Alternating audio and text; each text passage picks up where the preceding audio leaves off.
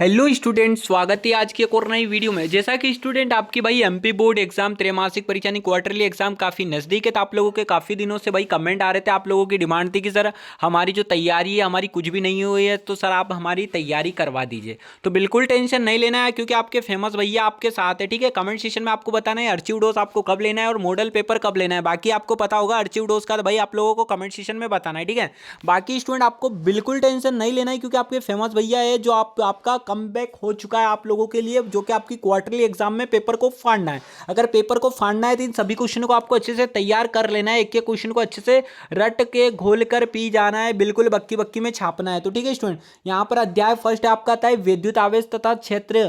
ठीक है, तो इससे मोस्ट आईएमपी क्वेश्चन देखेंगे आपके एग्जाम के लिए, 2-3 नंबर वाले कौन से एक से एग्जाम में पूछे जाएंगे। ठीक है, यहाँ पर आपका है आवेश का मात्रक व विमीय सूत्र लिखिए। तो इसकी डेफिनेशन आपके एग्जाम में आती है स्टूडेंट, तो सभी क्वेश्चन को अच्छे से तैयार कर लेना। वीडियो को लाइक करके दोस्तों को जरूर शेयर कर देना। ठीक है, और यहाँ पर अगला क्वेश्चन आता है स्टूडेंट आवेश किसे कहते हैं, तो इसको भी आपको तैयार कर लेना है। विद्युत द्विध्रुव किसे कहते हैं, डाइपोल वाले क्वेश्चन को छोड़ना नहीं है, अच्छे से तैयार कर लेना है। पुनः एकक आवेश को परिभाषित कीजिए और आवेश का क्वांटीकरण को समझाइए। सभी क्वेश्चन वेरी मोस्ट इंपोर्टेंट है। कूलाम का नियम लिखिए। विद्युत क्षेत्र किसे कहते हैं, बिंदु आवेश के लिए विद्युत क्षेत्र की तीव्रता ज्ञात कीजिए। सभी क्वेश्चन को अच्छे से कर लेना है। विद्युत क्षेत्र रेखाओं के गुण भी करना है आपको, और विद्युत द्विध्रुव आगुण की परिभाषा डेफिनेशन आपको अच्छे से तैयार कर लेना है। और अक्षीय स्थिति पर विद्युत क्षेत्र की तीव्रता ज्ञात कीजिए, ये भी आपको कर लेना है। बाकी निरक्षीय स्थिति, इनमें से एग्जाम में एक आती है अक्षीय निरक्षित, आपको अच्छे से तैयार कर लेना है।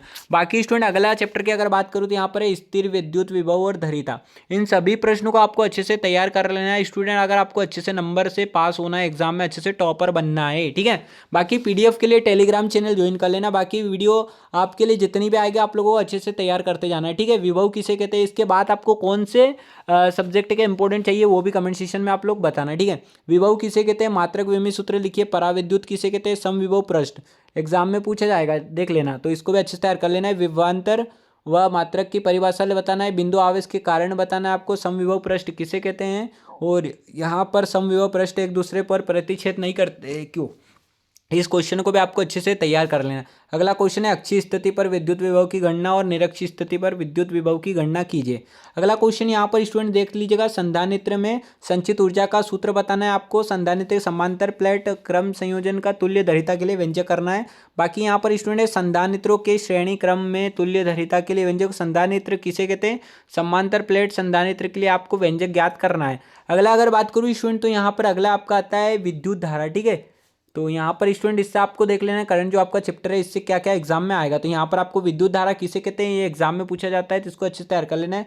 धारा घनत्व किसे कहते हैं, इसको भी तैयार कर लेना है। एम्पियर का परिपथी नियम और अनुगमन वेग, ये आपकी 2 नंबर के काफी मोस्ट इंपोर्टेंट क्वेश्चन है। ओम का नियम हमेशा एग्जाम में आता है। सीमाएं लिखिए। विद्युत वाहक बल और विभवांतर में अंतर एग्जाम में आता ही आता है। बाकी किरचॉफ का नियम भी एग्जाम में पूछ लिया जाता है। इन सभी प्रश्नों को आपको अच्छे से तैयार कर लेना है। आंतरिक प्रतिरोध व किसे कहते हैं, आंतरिक प्रतिरोध का व्यंजक आपको करना है। अनुगमन वेग किसे कहते हैं, ये भी एग्जाम में आता है। और यहाँ पर व्यूटस्टोन सेतु का सिद्धांत आपके एग्जाम में आता है। प्रतिरोध प्रतिरोधकता पर निर्भरता, ये भी आपको करना है। बाकी सेलों के श्रेणी क्रम और समांतर क्रम नियोजन, तो ये आपके एग्जाम में आता है। बाकी यहाँ पर व्यूटस्टोन सेतु का सिद्धांत आपके एग्जाम में आएगा। ठीक है, बाकी यहाँ पर अगला अध्याय अगर देखते हैं स्टूडेंट बात करें, तो यहाँ पर आपको बताऊंगा इस अध्याय से आपको क्या क्या कवर करना है। तो यहाँ पर स्टूडेंट गतिमान आवेश और चुंबकत्व, तो इस अध्याय से आपको क्या करना है, एम्पियर का परिपथी नियम, इस क्वेश्चन को अच्छे से तैयार कर लेना है जितने बता रहा हूँ। बाकी यहाँ पर लोरेंज बल, चुंबकीय बल किसे कहते हैं, तो ये भी आपको अच्छे से कवर करना है। ठीक है, बायो सेवर्ट का नियम हुआ, एग्जाम में आपका तीनों में से एक तो आएगा ही आएगा। बाकी यहाँ पर विद्युत वाहक बल, चुंबकीय बल में अंतर लिखिए। एम्पियर का परिपथी नियम, ये सभी क्वेश्चन को आपको अच्छे से तैयार कर लेना है। बायो सेवर्ट का नियम लिखिए, इसके आधार पर धारा के मात्रक एम्पियर को परिभाषित कीजिए। किसी वृत्तीय कुंडली धारावाही में उत्पन्न चुंबकीय क्षेत्र की तीव्रता के लिए व्यंजक, इन सभी को आपको अच्छे से तैयार कर लेना है। बाकी यहाँ पर एम्पियर का परिपथी नियम भी आपको कर लेना है। और लोरेंज बल किसे कहते हैं, इनको भी आपको अच्छे से तैयार कर लेना है। बाकी यहाँ पर 2 समांतर धारावाही चालकों के मध्य लगने वाले बल हेतु व्यंजक ज्ञात कीजिए, इसको ये कवर कर लेना है। बाकी यहाँ पर आकर्षण व प्रतिकर्षण प्रकृति का होता है, आपको ये भी बताना होता है। बाकी यहाँ पर चल कुंडली यानी वेस्टर्न टाइप धारामापी का वर्णन करना है आपको। तो यहाँ पर रेखा चित्र, संरचना और धारा के लिए सूत्र, ये आपको अच्छे से कवर कर लेना है। बाकी अगर बात करूँ तो नेक्स्ट अध्याय स्टूडेंट आपका है चुंबकत्व और द्रव्य, एग्जाम में ये अध्याय तक आपका आना है। ठीक है, तो इस अध्याय से क्या क्या आएगा ये भी देख लीजिएगा। यहाँ पर आप देख सकते हो स्टूडेंट चुंबकीय द्विध्रुव आघूर्ण किसे कहते हैं, SI मात्रक में सूत्र लिखना है। बाकी यहाँ पर चुंबकत्व संबंधी गॉस का नियम लिखना है आपको, गॉस का नियम आता है। और चुंबकीय क्षेत्र रेखा के गुण, ये भी एग्जाम के लिए काफी मोस्ट इंपॉर्टेंट है। और दो चुंबकीय रेखा एक दूसरे को प्रतिच्छेद क्यों नहीं करती, एग्जाम के लिए काफी मोस्ट इंपॉर्टेंट है। अगला क्वेश्चन है धारा लूप चुंबकीय आघूर्ण से क्या तात्पर्य।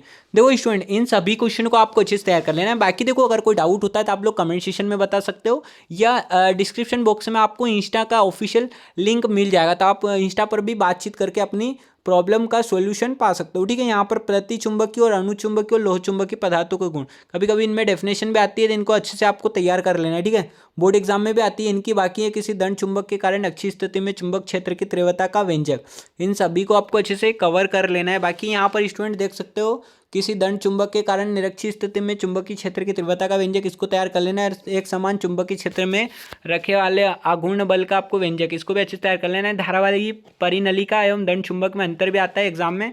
बाकी इनकी डेफिनेशन अगर बात करूँ, चुंबकीय फ्लक्स, चुंबकन तीव्रता, अपेक्षिक चुंबकशीलता, चुंबकीय तीव्रता और चुंबकीय प्रवृत्ति, तो इनकी डेफिनेशन आपकी एग्जाम में आती है स्टूडेंट। तो इन सभी को आपको तैयार कर लेना है। देखो स्टूडेंट आप अगर पढ़ाई करोगे तो आप बिल्कुल अच्छे से एग्जाम में इन क्वेश्चन को तैयार करके ला सकते हो। बाकी आपको अर्ची डोज कब चाहिए और मॉडल पेपर कब चाहिए कमेंट सेक्शन में जरूर बताना, और आपको तभी मिलेगा। इस वीडियो को अच्छे से लाइक करोगे, कमेंट और दोस्तों को जरूर शेयर करना। ठीक है, तो बेस्ट ऑफ लक स्टूडेंट, मिलते हैं को नेक्स्ट वीडियो में। Take care, bye bye, thanks for watching.